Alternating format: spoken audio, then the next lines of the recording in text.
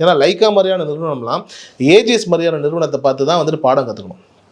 நம்ம லோக்கலா நம்ம ஊருக்கு என்ன வேணும் அப்படிங்கிறத பர்ஃபெக்டா பண்ணக்கூடிய ஒரு நிறுவனம் தான் ஏஜிஎஸ். கண்டிப்பா ஹாட்ரிக் ஹிட் இல்லையா? ஆமா பாருங்களேன், லவ் டுடேல வந்துட்டு பிரதீப் உள்ள கொண்டு வராங்க, அது அவரை வச்சே ஒரு டிராகன் மாதிரியான ஒரு படத்தை எடுக்கிறாங்க, நடுவுல கோட் மாதிரி ஒரு பெரிய படத்தையும் பண்றாங்க, பேலன்ஸ் பண்றாங்க இல்லையா? கண்டிப்பா இப்ப 50 கோடிக்கு மேல போயிட்டு இருக்கு டிராகன் படம். ஆமா, எக்ஸ்ட்ராடனரியான ஒரு வசூல், பெரிய ஒரு வசூல் இந்த படம். அது எவ்வளவு பெரிய ஒரு சாதனை. அது இப்போ ஒரு 30 கோடி 35 கோடி ஒரு படத்தை வந்துட்டு எடுக்கிறாங்கன்னு சொல்றாங்க, ஒரு 3 நாள் 4 நாளே 50 கோடி வசூல் பண்ணுது அப்படின்னா அப்ப அதனுடைய கேன்வாஸ் என்னவா இருக்கும், அது எங்க போய் நிற்கும்ன்ற ஒரு கேள்வி இருக்கு. இத்தனைக்கும் படம் சூப்பரா இருக்கு, ரிப்பீட் ஆடியன்ஸ் வந்துட்டு இருக்காங்க.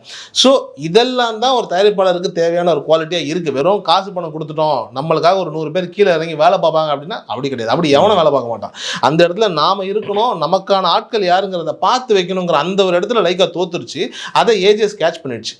ஸோ இப்போ வந்துட்டு லைக்கா மீண்டும் வந்துட்டு சரி இது சரிப்பட்டு வராது, சின்ன படங்களுக்கு மட்டும் இப்போதைக்கு பார்ப்போங்கிற அந்த ஒரு முடிவுக்கு வந்திருக்க மாதிரியான ஒரு உணர்வு. அதனுடைய ஆரம்பமாக தான் இந்தியன் 3 வேணான்னு சொல்லி தள்ளிட்டு சஞ்சயனுடைய படத்துக்கு ஷூட்டிங் போயிட்டு இருக்காங்க.